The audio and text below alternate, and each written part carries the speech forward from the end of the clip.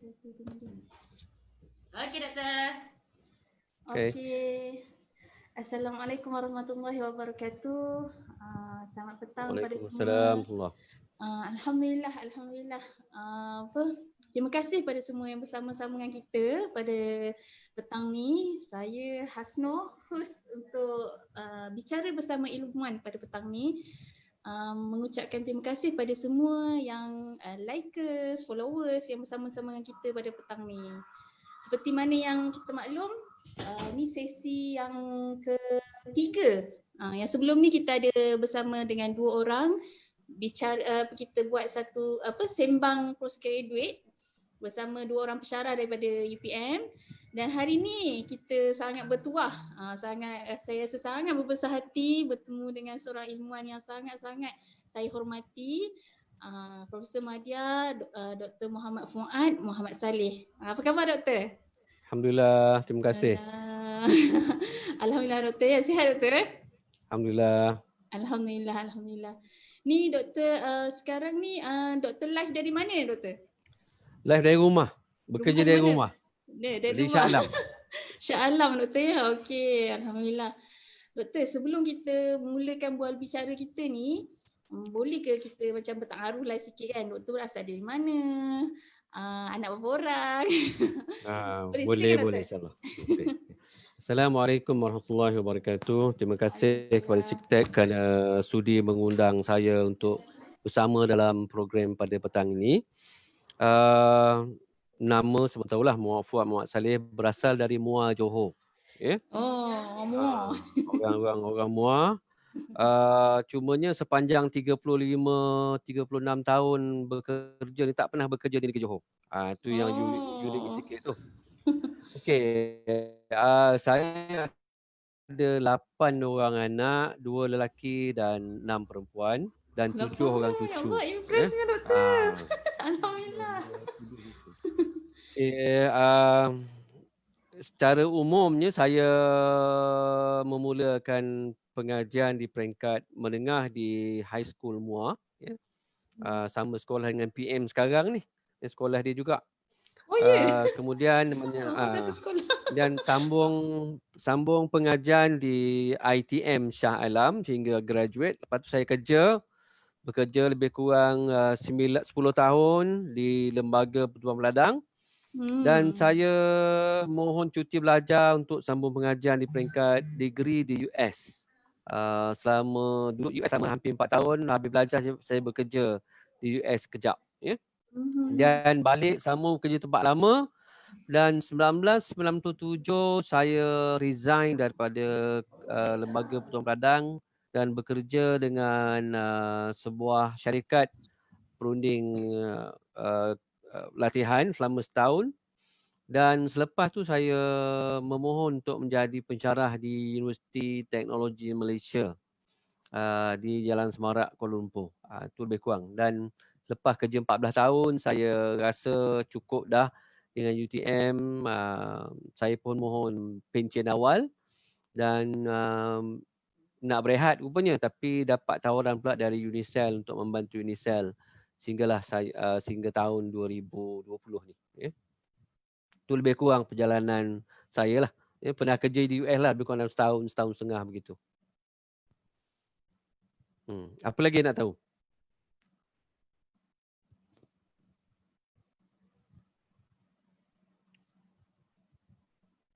Asno, kenapa tak dengar suara ni Asno? Sorry.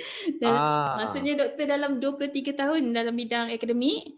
Kemudian 13 tahun dalam bidang industri, betul doktor ya? Ya.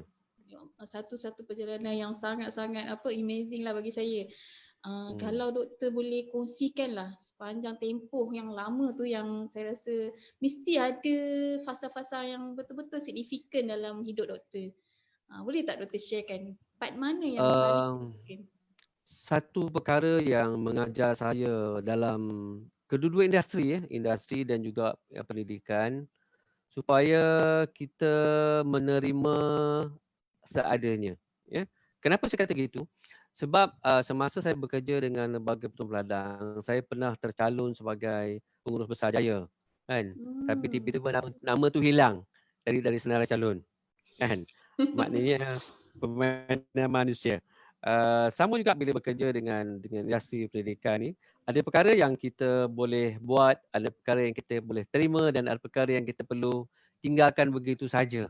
Ya, menggunakan konsep BATNA, BATNA, best alternative to a negotiated agreement. Ini pengalaman dan juga ilmu yang saya dapat semasa saya buat PhD lah di UPM bersama dengan penyelia saya, Dr. Jamilah Osman, yang banyak membimbing saya sehingga saya tamat PhD.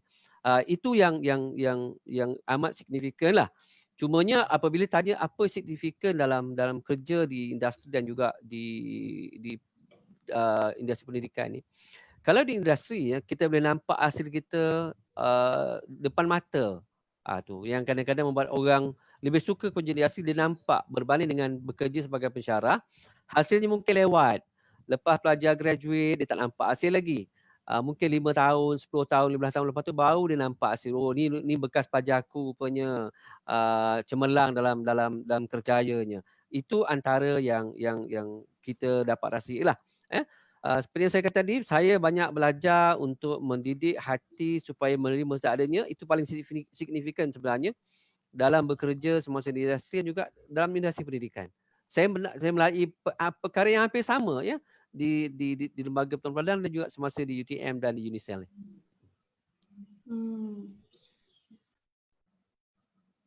Dari sudut yang membina dari sudut doktor sepanjang tempoh, ialah dari sejak doktor muda lah kan, sampailah sekarang umur doktor sekarang ni, pengalaman yang paling doktor rasa macam memberi impact yang membina karakter doktor sebagai seorang doktor sekarang, sebagai seorang yang karakter doktor sekarang.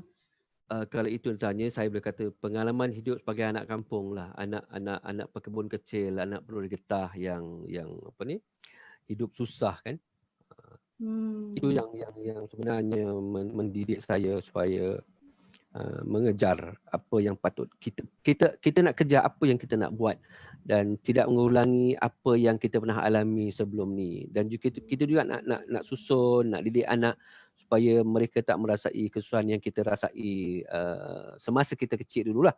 Itu banyak mengajar saya supaya, dan juga bila kita merantau ke negeri orang kan, itu juga banyak mengajar kita tentang erti kehidupan dan banyak yang saya belajar daripada orang luar juga, terutama pensyarah saya semasa di US dan juga saya masa di UPM.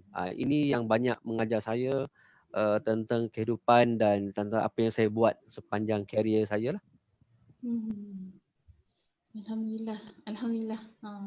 Yes, betul. Kalau kita tengoklah kan, rata-rata kita tengok especially orang yang terlibat dalam bidang akademik ni, dia ada challenge dia yang tersendiri, betul tak doktor? Dia ada cabaran-cabaran dia. Betul. Tak kira lah akademik ke industri dan sebagainya. Apa big why doktor untuk nak jadikan force untuk doktor terus move forward? Okay, why soalan yang cukup istimewa tu. Why I'm here. Sebenarnya semasa saya mula bekerja, saya memang telah meletakkan cita-cita untuk jadi pensyarah universiti. Jadi sebaik saya bekerja dengan lembaga pertubuhan, saya berusaha untuk mohon cuti belajar.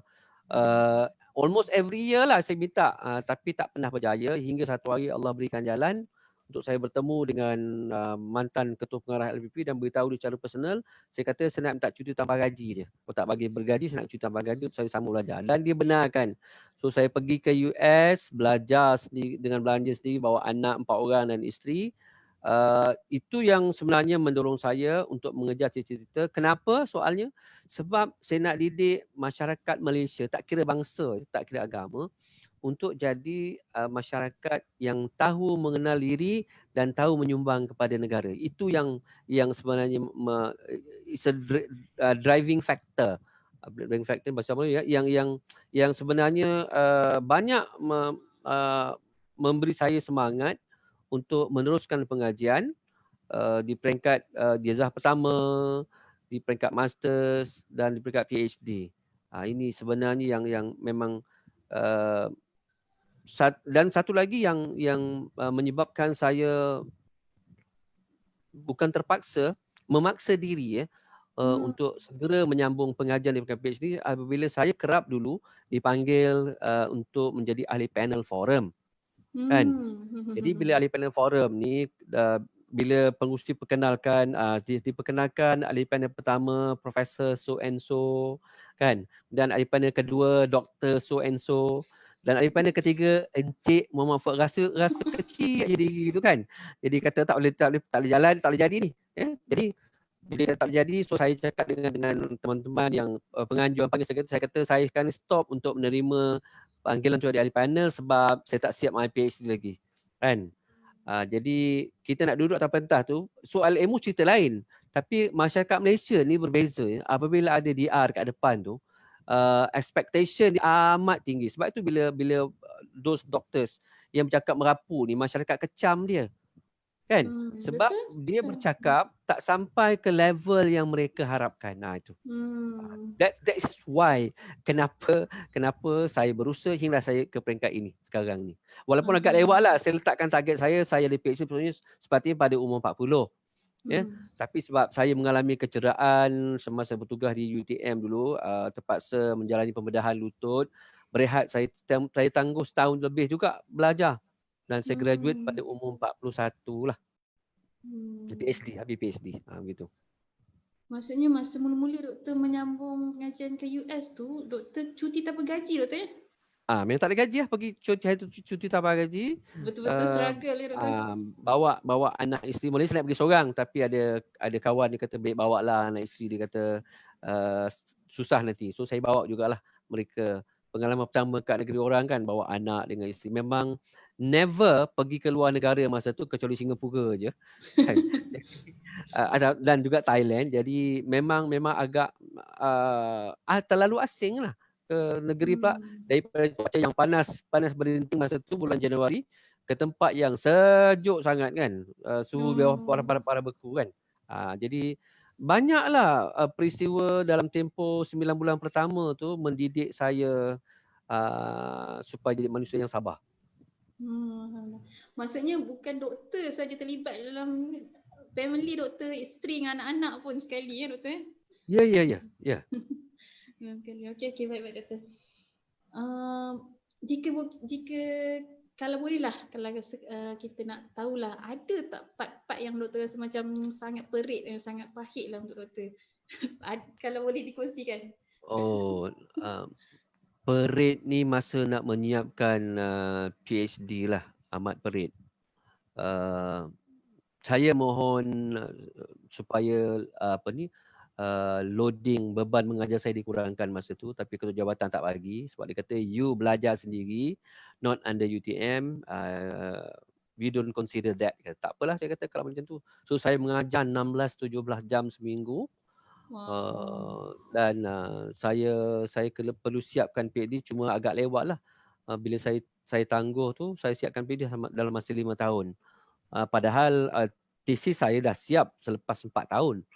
Tapi setiap kali saya berjumpa dengan supervisor, saya akan betulkan, dan akhir sekali dia warning saya, kata, Fuad, you nak graduate ke tak? Dia kata kalau nak graduate, you jangan ubah apa-apa lagi. Dan alhamdulillah, rupanya bila saya viva tu, saya cuma diberikan diarah untuk buat minor correction. Dia bagi 3 bulan je.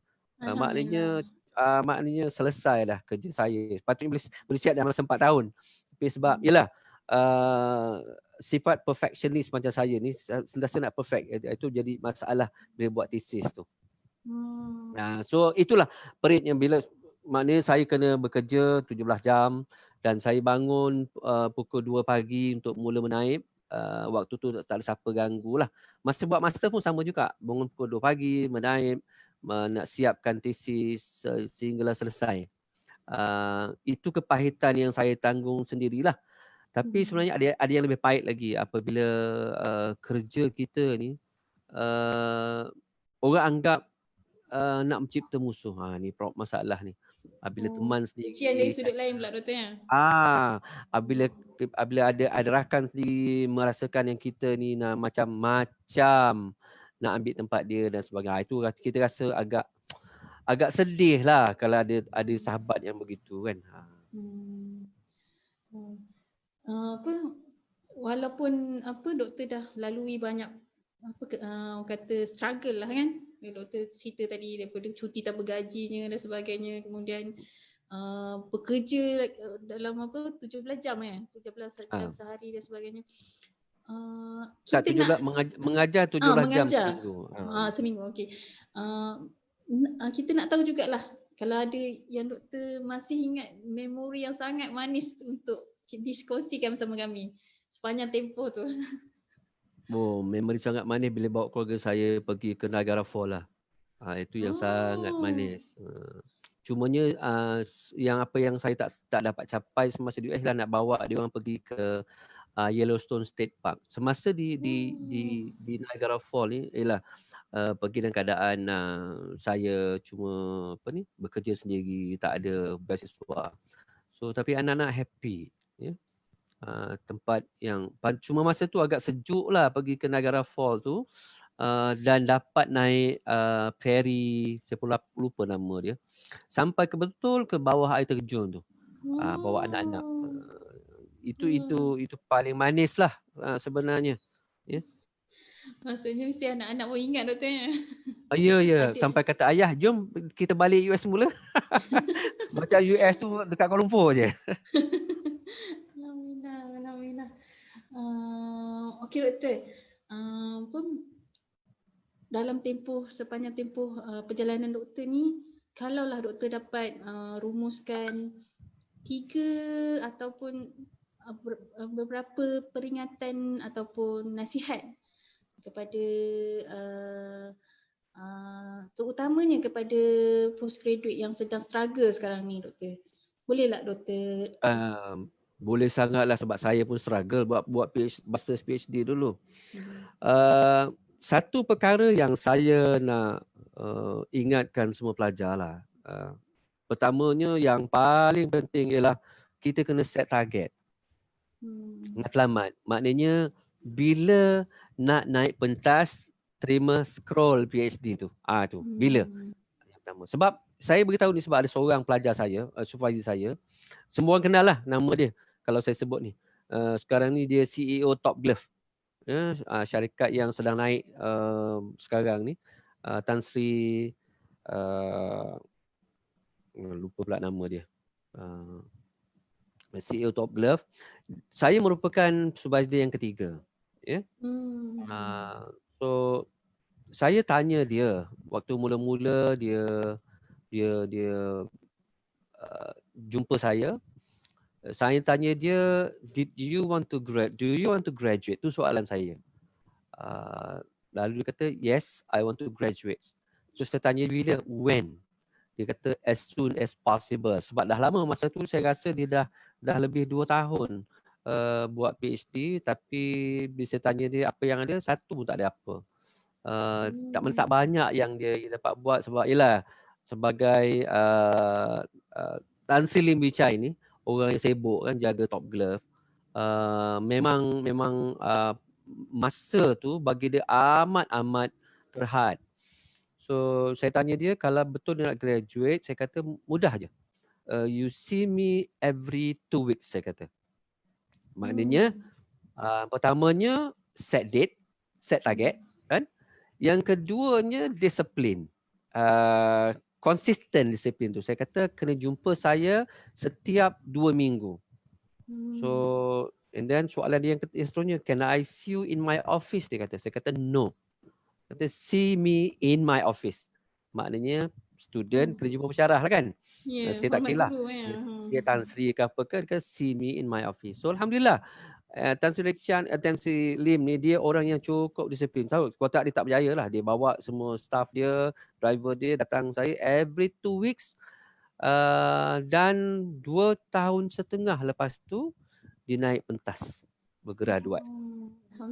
Saya supervisor yang ketiga. Yang pertamanya saya kata tadi, kena set target. Kan? Yang keduanya kena konsisten. Konsisten macam mana? Bukan setakat jumpa je. Tapi saya beritahu semua pelajar saya.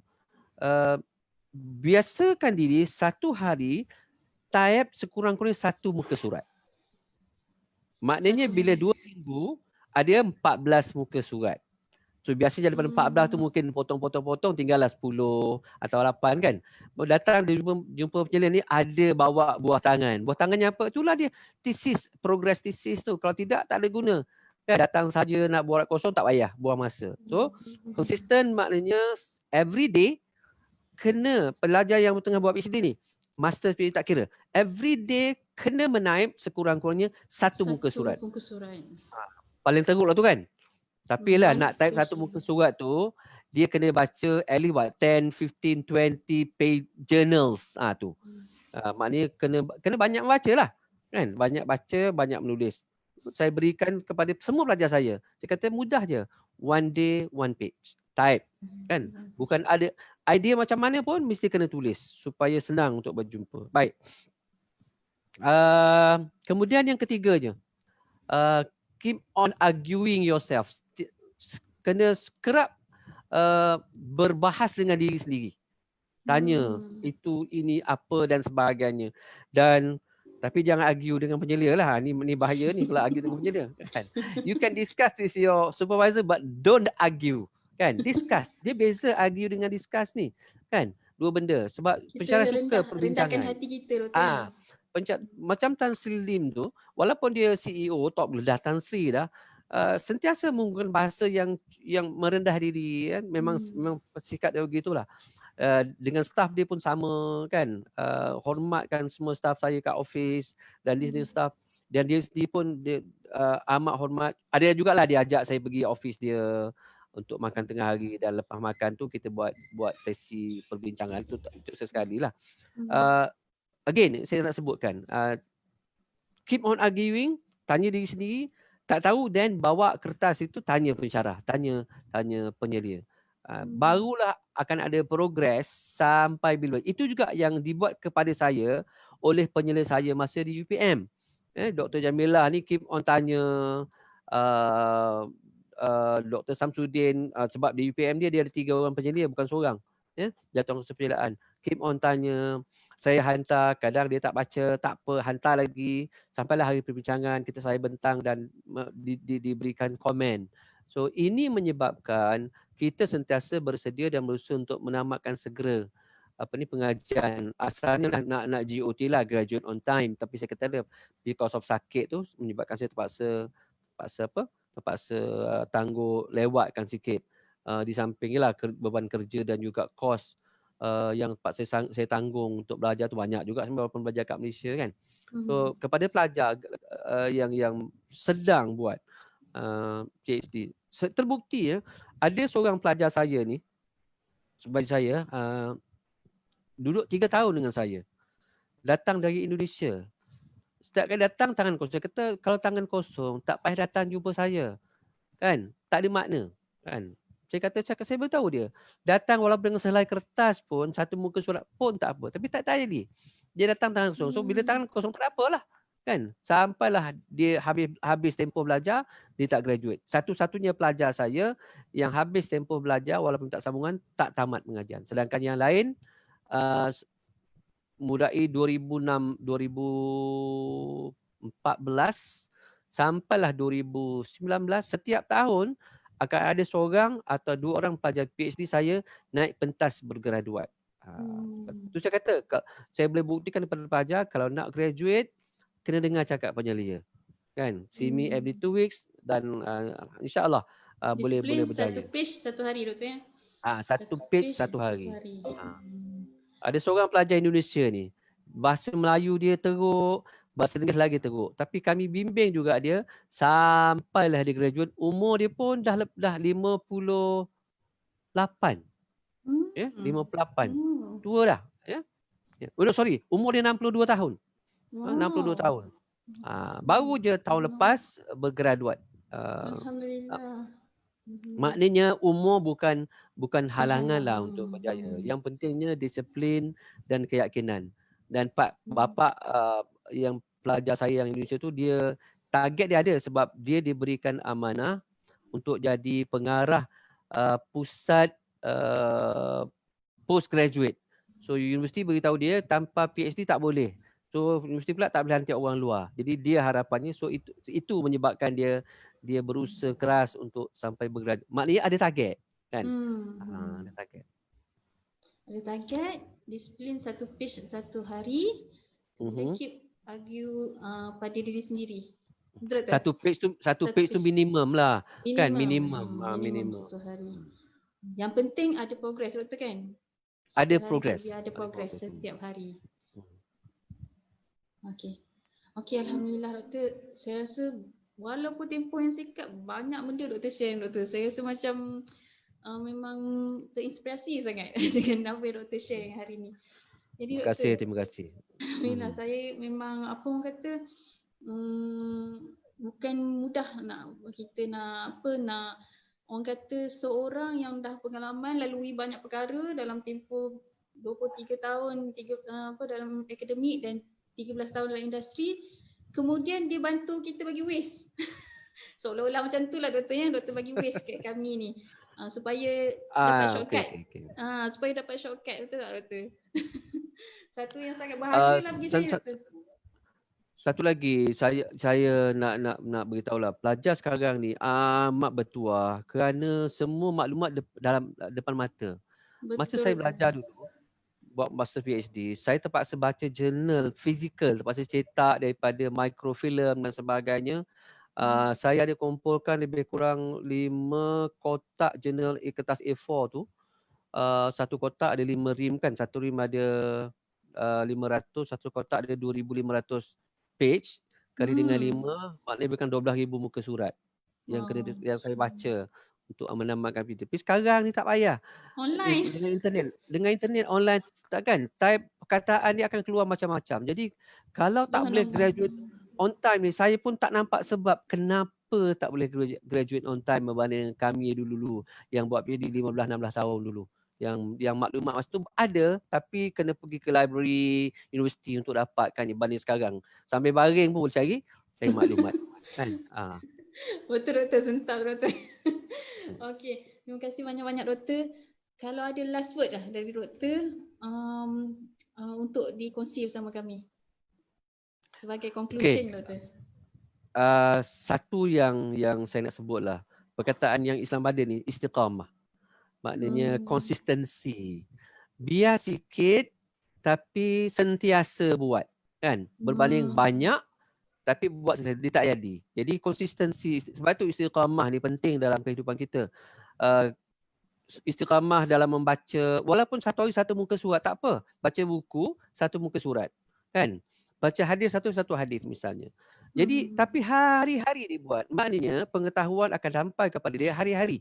Berbanding dia baca buku hari ni 20 muka surat, lepas tu seminggu dia tak baca. Kan? Minggu depan barulah baca 3 muka surat. So pengetahuan tu tak bersambung. Ya? Dan sebut pengetahuan dan baca sekarang ni, dia banyak kan. Boleh baca banyak buku melalui perkongsian internet, WhatsApp dan sebagainya, atau pegang satu buku habiskan sehingga selesai. Cuma saya lebih banyak merujuk kepada buku, bukan baca buku. Saya rujuk. Maknanya kadang-kadang 3-4 buku sehari. Jadi istiqamah.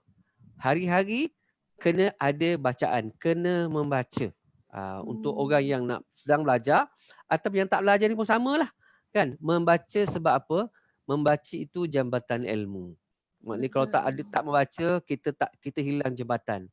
So hilang jambatan, tak boleh nak menyeberang parit atas sungai. Kita tetap di tempat yang lama. Jadi nak maju ke depan, kena istiqamah, kena membaca walaupun hanya satu muka surat atau satu lembaran sehari. Itu pesan saya kepada semua dan saya sendirilah. Kerana saya ada 8 anak ni, 3 dah graduate, 4 dah graduate, ada 2, 3, 4 lagi nak ke depan. So saya pun pesan benda yang sama kepada banyak membaca, kan. Alhamdulillah. Deep doktor, sebabnya wahyu yang pertama pun Iqra doktor kan. Ya. Ya Allah. Terima kasih itu banyak wahyu doktor. pertama. Sangat berharga, pesanan yang sangat saya rasa yang boleh kita kongsi-kongsikan lagi bersama kawan-kawan kita yang lain kepada siapa InsyaAllah. saja.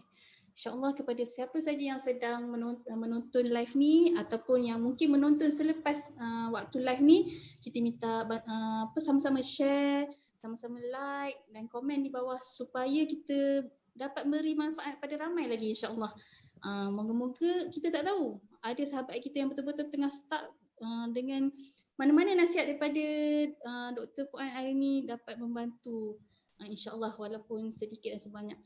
Terima kasih banyak-banyak doktor. Saya di Explore dan CTEC sangat-sangat menghargai masa yang doktor berikan pada kami dan kita doakan semoga doktor terus sihat, terus diberikan kebahagiaan di dunia dan di akhirat insya-Allah. Amin, amin, amin. Terima kasih banyak doktor. Terima kasih sama-sama. Sekian dulu daripada saya. Assalamualaikum warahmatullahi wabarakatuh. Waalaikumsalam warahmatullahi wabarakatuh.